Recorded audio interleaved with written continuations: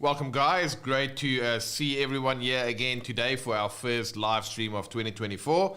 And we'll start off by saying Happy New Year, even though we are past the midway point of Jan already. But Happy New Year. We trust it's going to be a great 2024 for you. I'm sure there's some significance in that number. And even if there isn't, we can have faith for an awesome year lying ahead for us. So Lazarus 900 saying, good morning from Michigan. I'm sure you guys are pretty cold there at the moment. So lots of snow happening. Even in Nashville, I saw some pics of a lot of snow from friends there. So Patrick Ian saying, good morning from Tennessee. So great to have you. Darren Grimm tuning in from North Carolina. Hey Darren, great to see you in the stream here again. And Darren saying USA in the house. That's awesome. We know that this time zone is 4 p.m. in the afternoon for us. So that overlaps nicely with some folks in the US over there. And we've got Curtis also tuning in from Ohio. Welcome, Curtis. Great to see you. And Calvin Lim, another returning viewer from Malaysia. Awesome to see you. And Larry Simonis saying morning all the way from the frigid Northern Illinois. So great to see another someone else from Michigan. I guess that's where unless I'm wrong there. But welcome. Great to see everyone on here. So as you guys are tuning in, say hi in the chat. Tell me where you guys are tuning in from, and then it's always great to see where the folks are tuning in from all over the world. So I'm quite excited for a new year. It's after that time. Hopefully, most of us have had a bit of a break over the Christmas and New Year's period, and we come back refreshed with excitement and vigor for a new year. To have an awesome year. There's something about the start of a new year, a fresh page, a new leaf, or whatever you want to call it. Just bring some excitement to that. And Michael Lynch is saying another good morning from Tennessee. Hey, Michael, that's great. I love Tennessee. I've been to Nashville and Franklin. I guess that's just a small, tiny part of Tennessee, but what a beautiful space that is. So welcome. Great to have you here joining us today. So my topic for today is I'm going to give you guys lots of practical stuff to go and work on and a practical approach when it comes to putting together a practice plan. And I want to kind of preface that by talking about, they say a lot of people talk about New Year's resolutions and things that they're going to do and all of that kind of stuff. And the immediate thought that comes up is that talk is cheap, right? And there's a Chinese proverb that says talk does not cook rice. And both of these things kind of say that it's great to talk, but it's better to act, because it's when we put in the work, then we can expect to see the results. So I want to help you guys. As always, our channel is called Worship Guitar Skills, and it's there to help you to improve your skills on your guitar for the purpose of worship. And today I want to give you a practical way that you can go ahead and work on that. And before we dive into the specifics, and having a bit of a jam, a lot of folks are really sincere in the fact that this year they want to prioritize, maybe it's their health, maybe it's their family, maybe it's their guitar playing, their guitar skills, whatever the case may be. There's a lot of sincerity with the want to improve, but if they don't have the tools and the ability to actually put together a solid plan of action to help them grow in those areas, then it's very hard to go ahead and put something together. So I've got a simple 3-step program, or not a program, a process rather, that I'm going to show you guys here today. And but before we get to that, I'm going to have a little bit of a jam over a 1-4 chord progression. And 1-4, since we have so many folks from Tennessee here, is it comes from a thing called the Nashville numbering system. And that is, if I say 1-4 in the key of G, then I know my chords are going to be G and C. If I say 1-4 in F, then it's going to be F and B flat, and a 1-4 chord progression in B flat, for example, will be B flat and E flat. So it's just a simple way to refer to a chord progression, and it's a great use in churches when you have to transpose stuff or just like shorthand language, so we don't have to call out the chord names. We can just say 1, 6, 2, 5, 4, 1, 5, 6, whatever the case may be. Good news is on Tuesday, 2 days ago, we published a new video all about the Nashville numbering system. So you guys can go ahead and check that out and see what that's all about and have that as a handy way to help you improve not just your skills as a guitarist, but as a musician. All right, so we're going to go ahead and have a quick jam. Kenan saying you, and Norman saying a very good evening all the way from Uganda. So Norman, great to see you as always. Let's have a quick jam, and then we'll get right into the teaching part so you can go ahead and put this stuff into action in your own playing.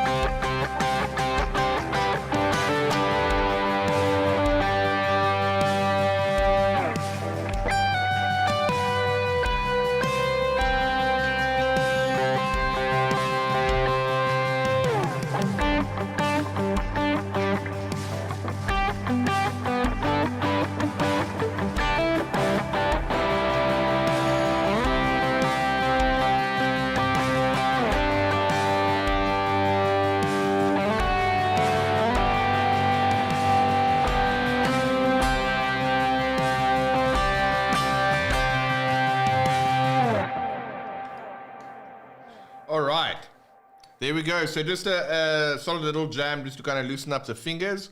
For whatever reason, the guitar only came over on the one side, but it looks like we got that sorted out. All right. So any questions, feel free to pop them in the comments box. But what I'm going to do is I'm going to hop on over to my iPad over here, and I want to show you the 8 areas that we work on when it comes to improving your playing. So you should be able to now see my full iPad here on the screen. And this is a thing that we call the worship wheel. And basically it's just 8 areas on the guitar that you can go ahead and use to define different skills that you want to work on. So for example, FB stands for fretboard. You obviously want to know your fretboard pretty well.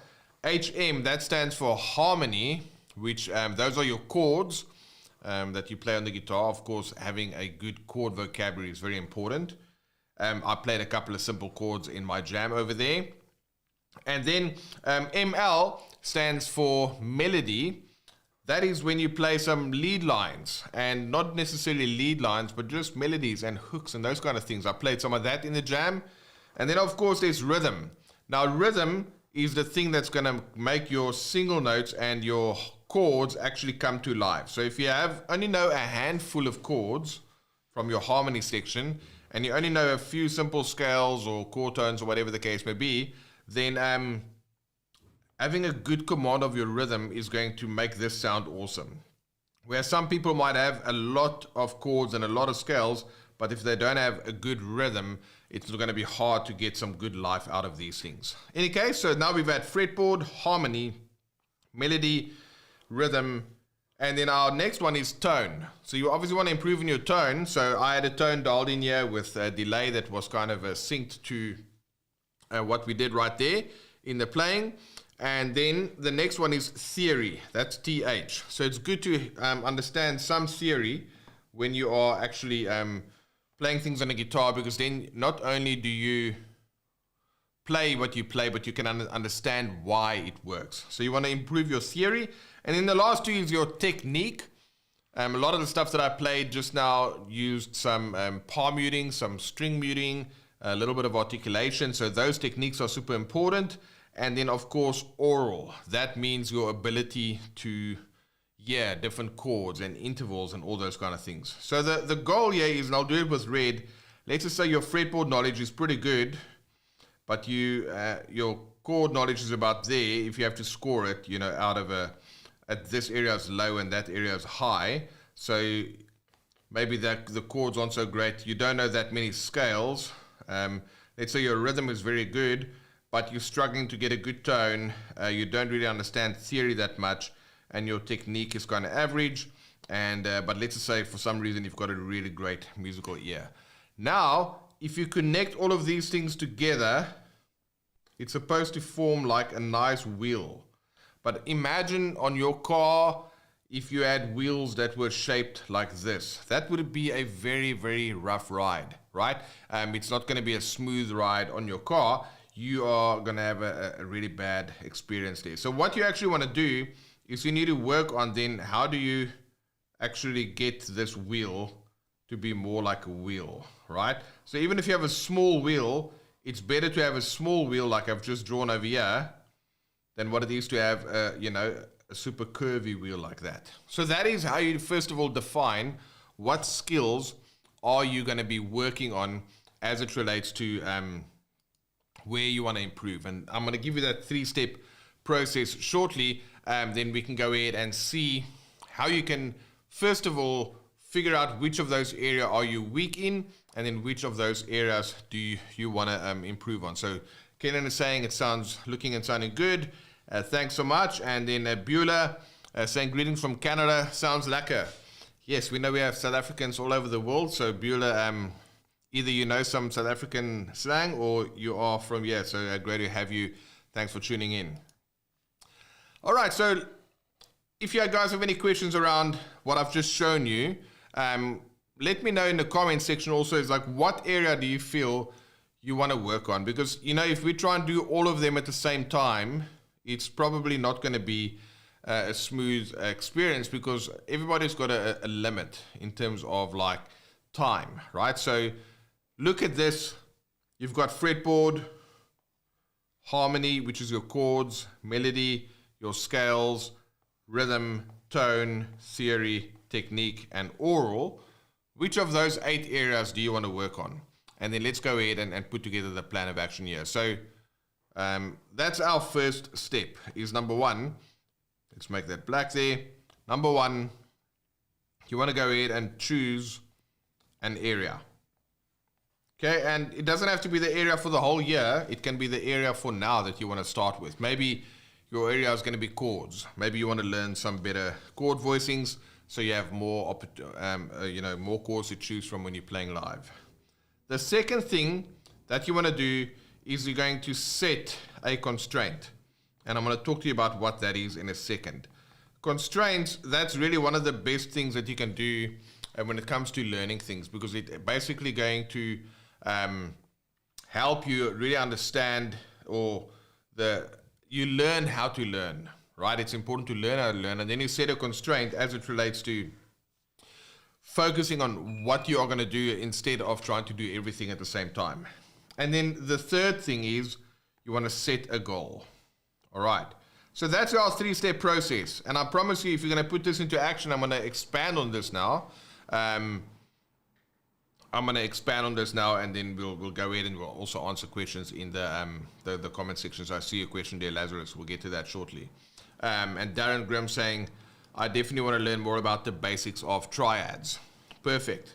So that's a great constraint, or a great area as well. And then we'll go ahead and see how to do all of that. So what does the area mean? Well, that's just going to mean choosing one of these 8 areas.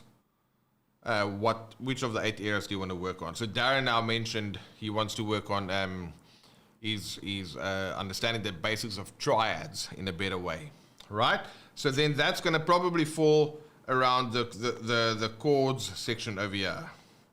Sorry, I just pushed the wrong button on my iPad there. The microphone looks like the thing that I want to use. So let me just cancel that and then tap the right thing there. So the triads is going to form part of your harmony, right? So you want to learn on that. So that's your area that you're going to work on first of all.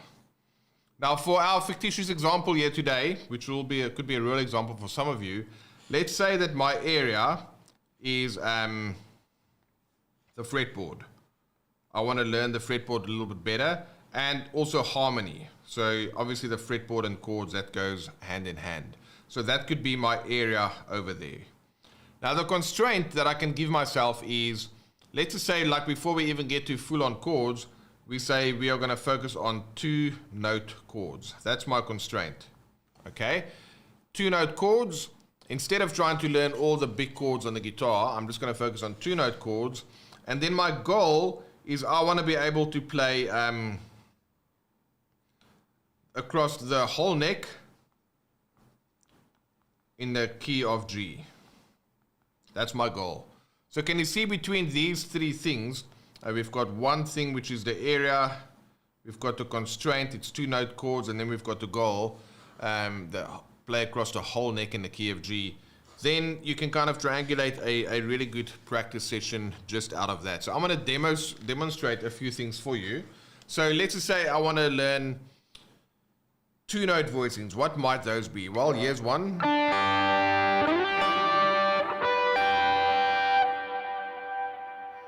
Or those are 2-note voicings in the key of G. So that's my constraint. I'm not going to go ahead and play like a sus2 or a sus4. I'm not going to do full chords. I just want to work on 2-note voicings. Alright, and then I said in the key of G. So it's good then to see, okay, great, what other chords are in the key of G? Well, in this case, let's do the C, like I had in the beginning. So this might be G to C, G to C, and I said the entire neck, so we can go G to C,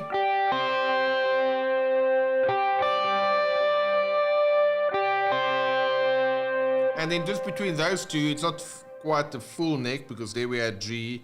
There's a couple of other versions that we can play, but now I can put that track on, and just to go back to the iPad to remind you that the area is my fretboard, my constraint is my 2-note chords, and my goal is across the whole neck in the key of G. So let's go ahead and look at that. I'll throw on this backing again. So here we go.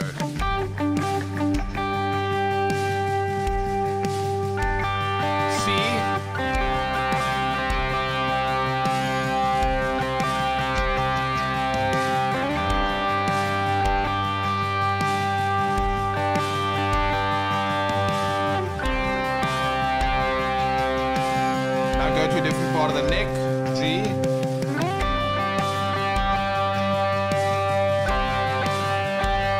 C,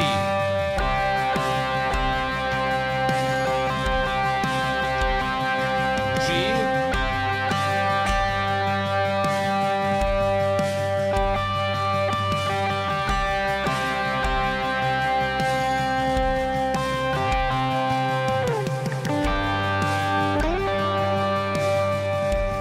different G's, 2 different C's.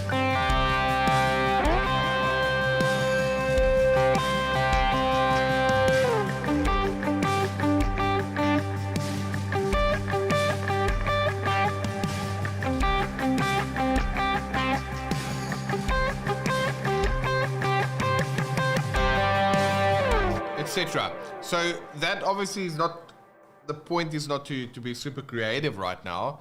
It is literally just to say, okay, great, I've got an area on my fretboard and I want to learn 2-note voicings. So now I've got 1, 2 voicings for G. I might add my 4 2s. 3, 4, 5. So now there are 5 versions that I can play over a C chord, a G chord in that case, or in C. That's my constraint. Now I don't have to worry about everything else that I can be doing. I've got a constraint that keeps things nice and simple for me as I focus on that. And then my goal is to do it in the key of G. Let's see if we have any other tracks here in the key of G. Let's just say instead of G and C, you want to do G and A minor with 2-note voicings. Well, then we can do this. Here's G.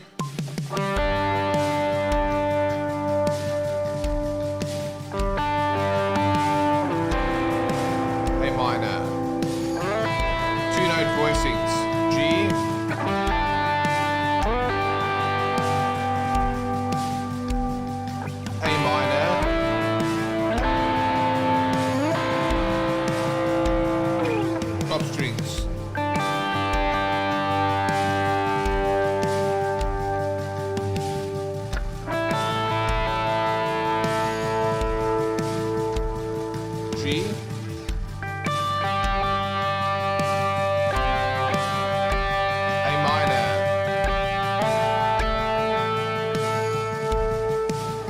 etc. So in that case, because I'm saying only 2-note voicings, it's going to force my brain to find some other connections it might not have considered before, number one.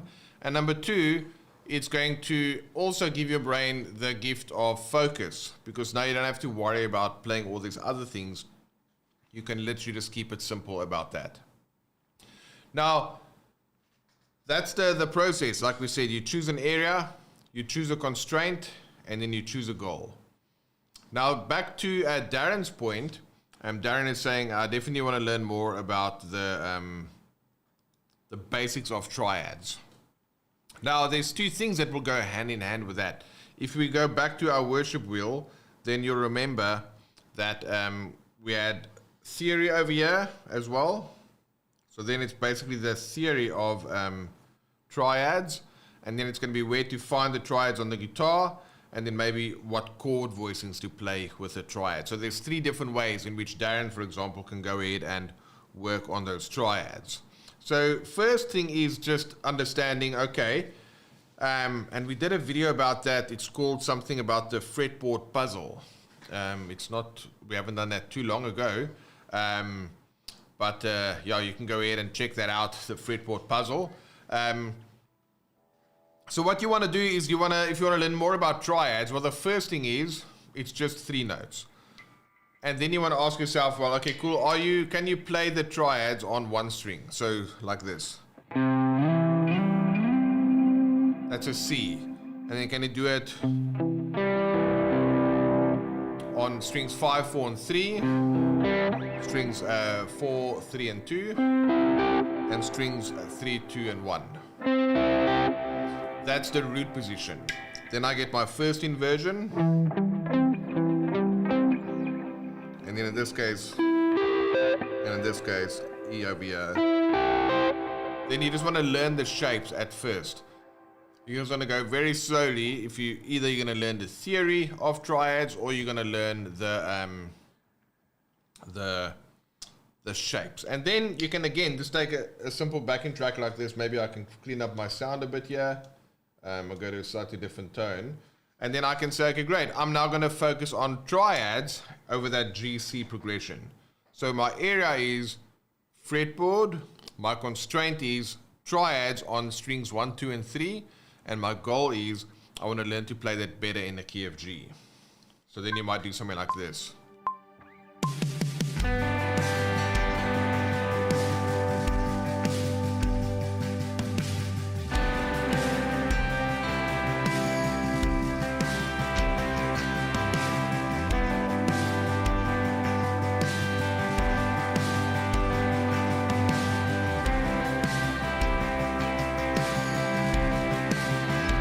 Or G over here.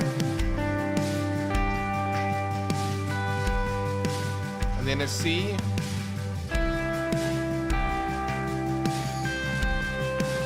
Add some more picking.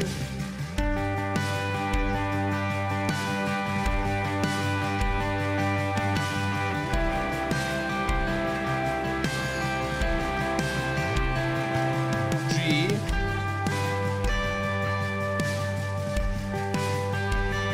C,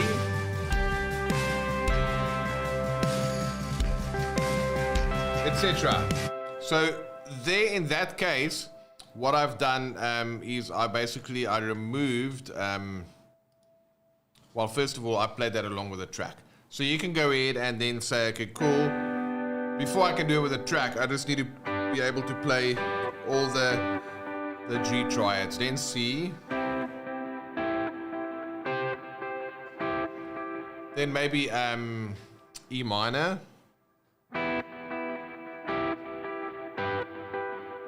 And then D. So without an actual track, right? Or you can do it with a track, and then it'll sound like this. 1, 6, 4, 5. 2, 3, 4.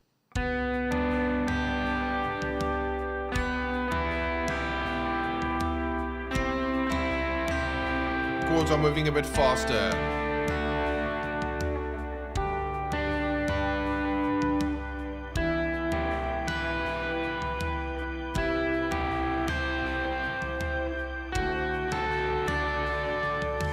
etc. So that's how Darren might approach that, which is to just go ahead and focus on triads all across the guitar neck. So hopefully that gives you a sense of like choosing an area, setting a constraint, and then setting a goal. Otherwise, if you don't choose an area, you're kind of all over the place. You try and just do a little bit of this, a little bit of that, and you're not really doing anything. If you don't set a constraint, you're going to be overwhelmed with the amount of options that you might have at your disposal, things that you can practice. And if you don't set a goal, you'll never know once you've improved. So that's why I would like to offer that 3-step process for you for this year to go ahead and use that as we were titling this episode, New Year, New Skills, and that way you can go ahead and find some great new things to go ahead and work on. So Lazarus has a question here and he's saying, what's the best way to learn natural numbering for theory? Is it just memorization? Well, go and check out our last video that we published on Tuesday. And then, so it's a matter of, it's twofold. There is memorization involved. So if you have your scale, and you have those 7 notes, your 1, 2, 3, 4, 5, 6, 7, 1 and 4 and 5, these will always be major regardless of the key. And then 2, 3 and 6 will always be minor. So if I say 1, 6, 2, 5, then it's 1 major, 6 minor, 2 D minor, and 5. So that's the memorization part, knowing what your scale is like for those 7 notes, and then 1, 4, and 5 is major, 2, 3, and 6 is minor, and 7 is diminished. So that's the first part. The second part is it's helpful to know theory in the circle of fifths, because then if you look at the C major scale, there's no sharps or flats in here. But if I go up a fifth and I start on G, then the 7th note is a sharp. So it's got 1 sharp. And then if I go to D, I keep that 1 sharp, but then 1, 2, 3 becomes another sharp, 4, 5, 6, 7, 1.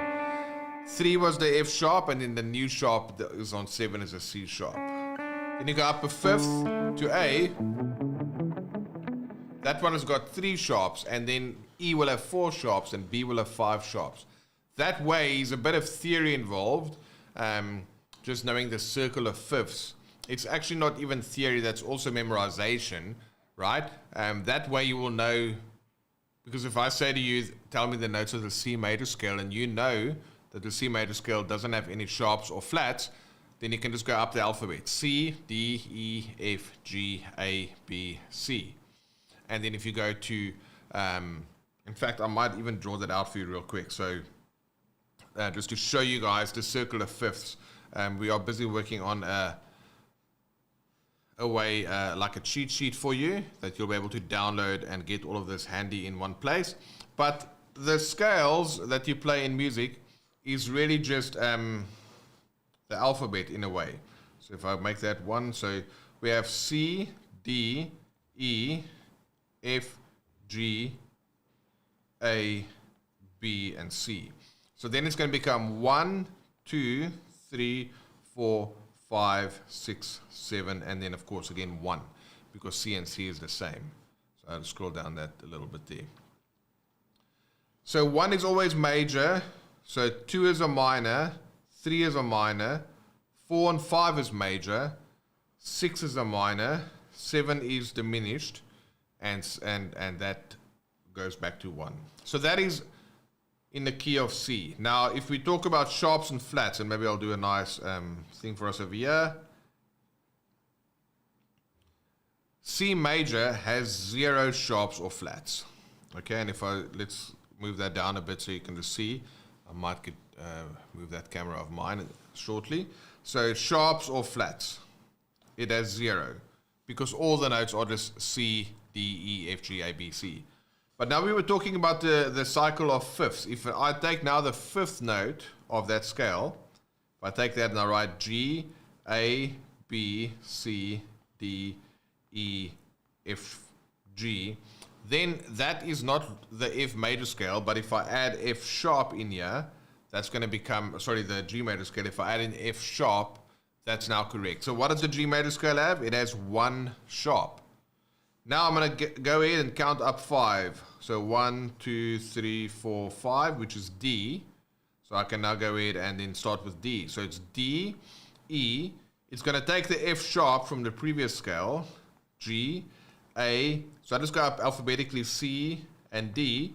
So again, the 7th note needs to be sharp. So there's a C sharp. So the D major scale has 2 sharps. So now you can see how the circle or the cycle of fifths work. C has nothing. 5 steps up is G, and that has 1. And then if I go 5 steps up, it's D, which is there, and that has 2. So now if I just take that sequence, you're just going to carry on. You're going to start now on the 5th of D is A. There's the 5th. So now I can write A, B, C sharp. I take the sharp from the previous one. D, E, and then F sharp, because the previous scale had F sharp. Now my 7th note, as you know, is going to become sharp again. So now my A major has 3 sharps. So you'll do that as you just carry on, so you write out everything. But now if I say, let's play, let's get a highlighter going here. If I say, let's play 1, okay, let's just do that a little bit different. I'm going to play 1. Okay, there's 1, not as that. Let's go again. So it's 1, 6, 4, and 5. So if I play that in the key of C, it's C major, A minor, F, and G. So if I play that on the guitar, C, A minor, F, and G.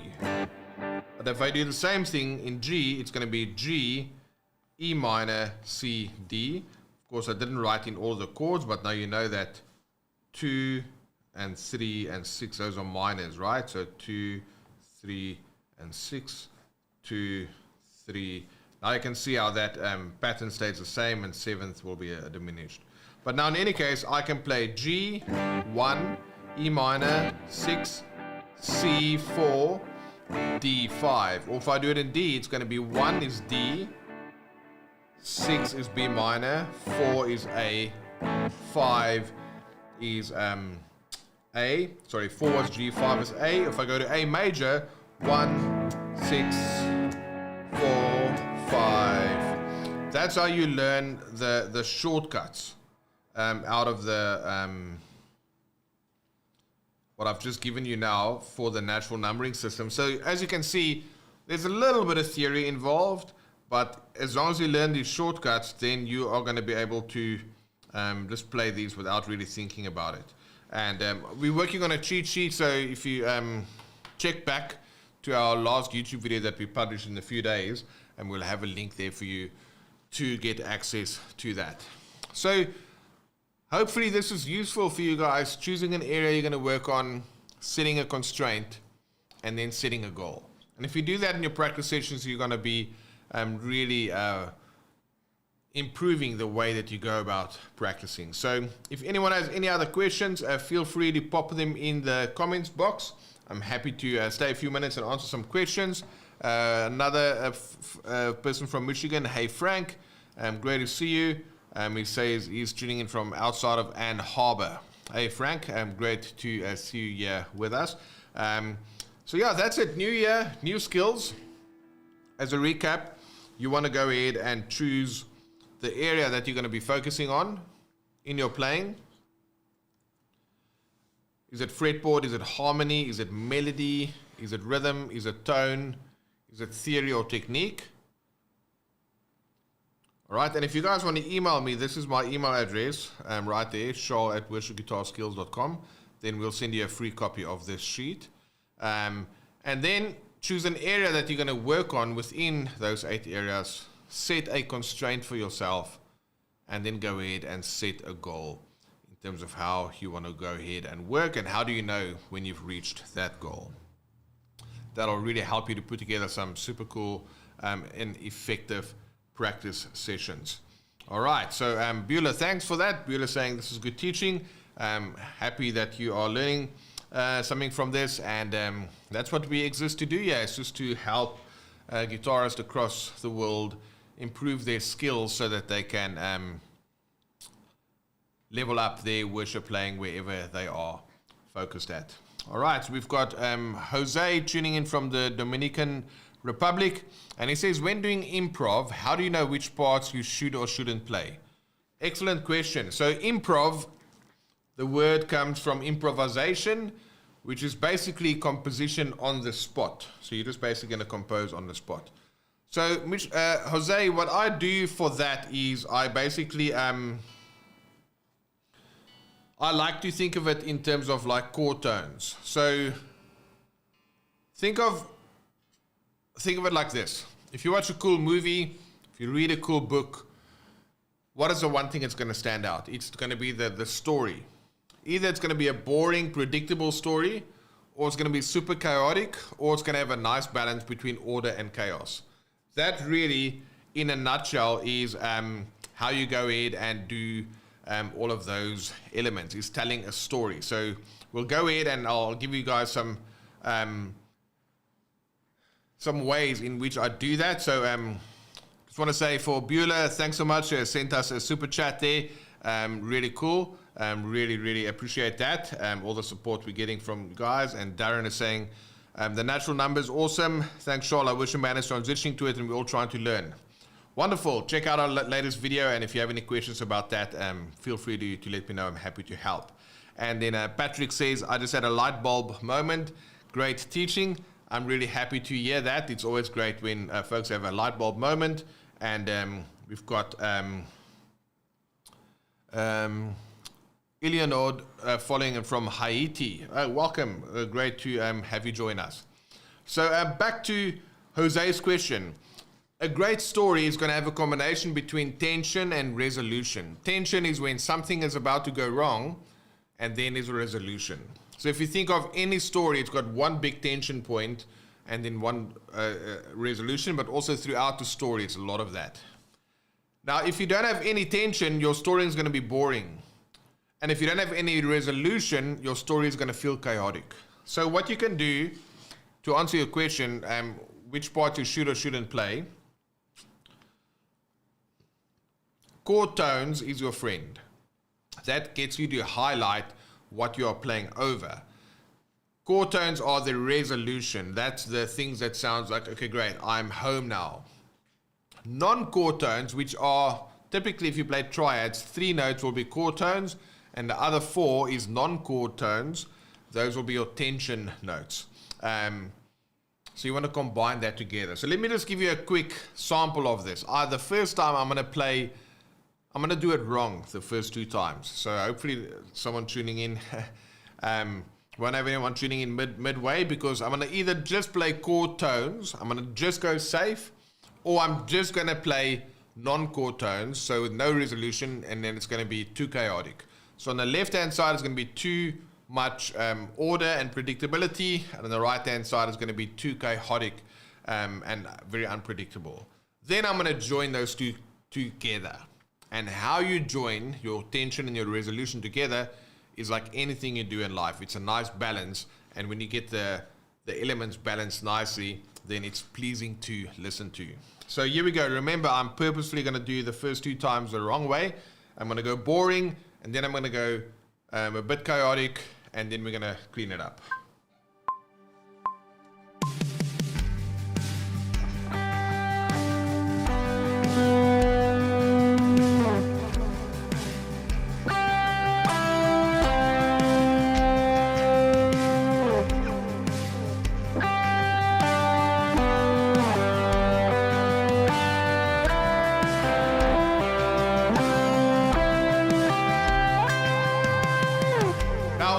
Non-chord tones.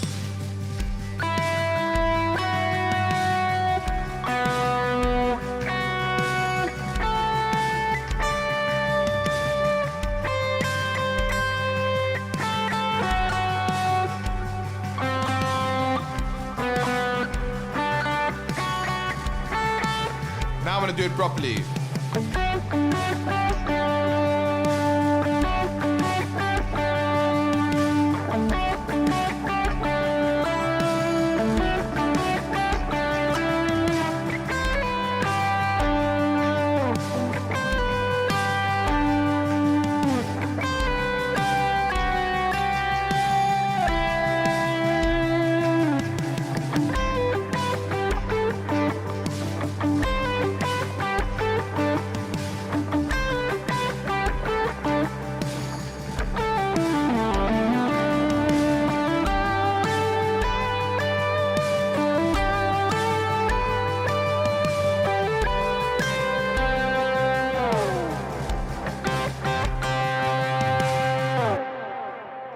So just making this stuff up on the spot, but the first time you could see when I only played chord tones, it was very predictable. I didn't say anything that you wouldn't expect because I'm playing notes that exist in the chords. The second time I played no chord tones and I only played notes that brought up tension. So if there's too much tension without resolution, it's chaos. And if there's no tension, there's no resolution, and therefore it's a bit boring. So then you just want to balance those two things together to have a nice mix between tension and resolution. And of course, the kind of improv you're going to do as well is going to change. So if you need to be improvising while the pastor is doing an altar call, then obviously you want to keep it very toned down because you don't want to step in the way of what is happening with a message. But if it's like a big praise song and it's time for a guitar solo, then you can let it rip because you want to add some excitement and vibe to the playing, as opposed to maybe you playing a couple of blues tunes over the weekend with some friends.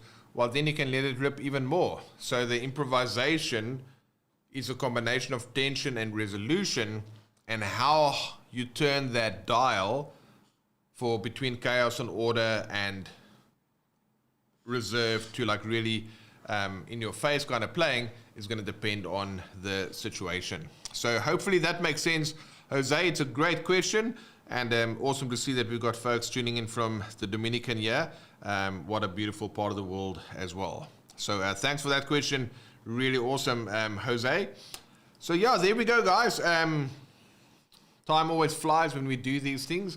So if anyone has another question, feel free to pop it in the questions box. I'll go ahead and answer that. And then in terms of a couple of housekeeping things, of course, you saw that throughout Christmas and New Year's, we didn't skip a beat. We kept publishing our weekly videos on Tuesdays. So if you guys are new to the channel, you haven't subscribed, please go ahead, subscribe, hit the bell icon. Then you'll get notifications when we do live streams like this or any new videos gets published. And if you have a guitar playing friend that you want to share some of these resources with, of course, we have like hundreds of videos. It's all free right here on the channel.